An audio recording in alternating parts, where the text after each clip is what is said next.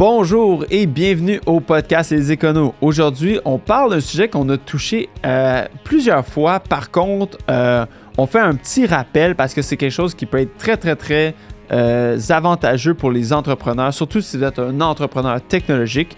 Et j'ai bien nommé les crédits d'impôt. Donc, sans plus tarder, on passe ça.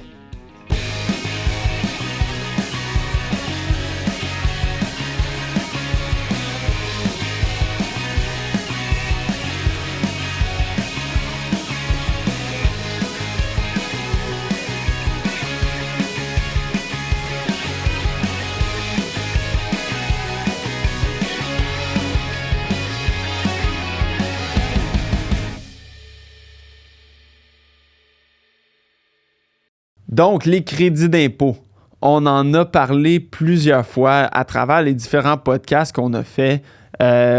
Donc, vous êtes quand même assez familier avec la chose. Par contre, j'aime mieux... on va faire une petite chronique aujourd'hui pour résumer un peu les crédits d'impôt en technologie qui sont disponibles.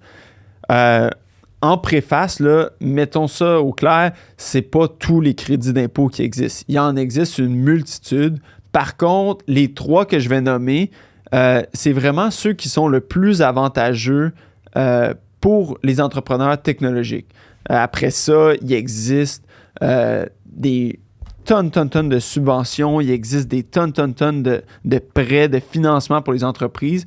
Par contre, ça va changer dépendant de votre industrie, de votre région, géographiquement où est-ce que vous êtes, qui vous êtes. Il existe du financement, de la subvention pour les minorités. Il existe vraiment beaucoup de trucs. Si vous êtes en démarrage, si vous êtes en croissance, si vous êtes en décroissance, en fin de vie, une nouvelle technologie. Écoute, il existe plein de subventions puis plein de financements. Donc, vraiment, ça va être un sujet que vous pouvez aller voir sur notre blog. On a écrit un blog qui énumère certaines offres de financement gouvernemental et non gouvernemental. Par contre, c'est vraiment pas exhaustif comme liste parce qu'il y en a tout plein. Par contre, dans les crédits d'impôt, la liste est plus courte. Puis ceux qui sont vraiment intéressants sont la R&D pour les entreprises qui font de la recherche et du développement. Le crédit d'impôt de CDAE, donc crédit d'impôt pour affaires électroniques. Et puis le troisième, c'est les crédits d'impôt pour production de titres multimédia. Commençons par le crédit d'impôt le plus facile à aller chercher pour les entreprises en multimédia, c'est la production de titres multimédia. C'est un crédit qui est disponible seulement au Québec. Donc, le fédéral n'a pas l'équivalent ce crédit-là n'est pas disponible au fédéral. Donc, c'est administré par Investissement Québec. Donc, on fait la demande à Investissement Québec qui nous délivre les attestations. C'est un crédit qui va nous permettre d'aller chercher jusqu'à 37,5 % de nos salaires.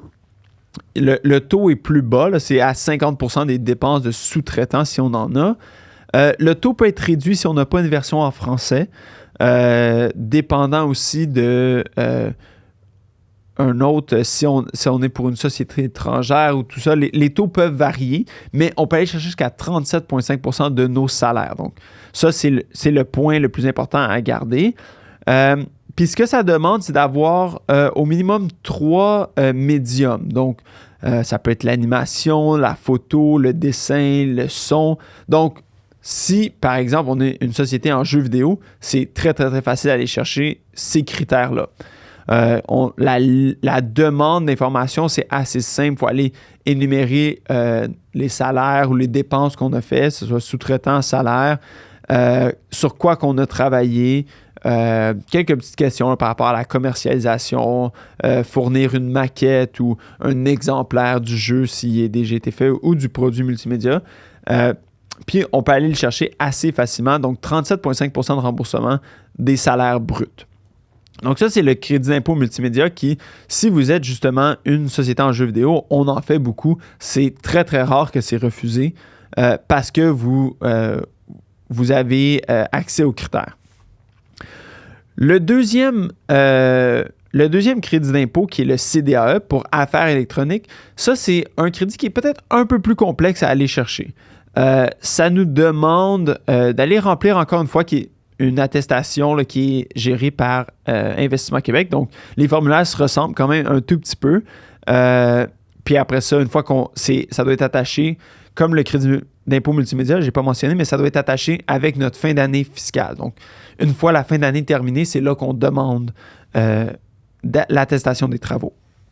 Excusez-moi.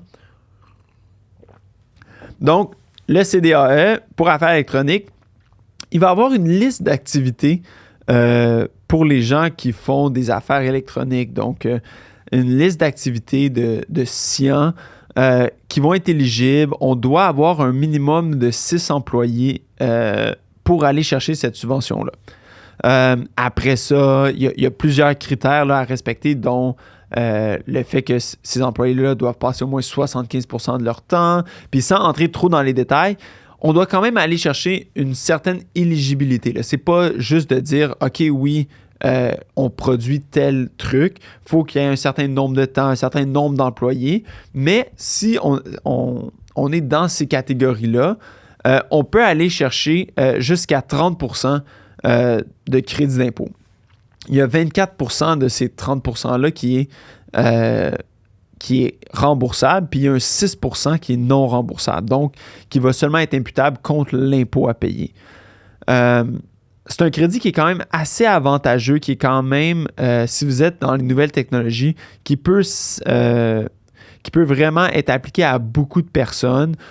Faut faire attention par contre, c'est pas si facile à faire. Là. Il y a quelques pièges là, qu'il faut s'assurer qu'on évite, pas nécessairement des pièges, mais des particularités plutôt.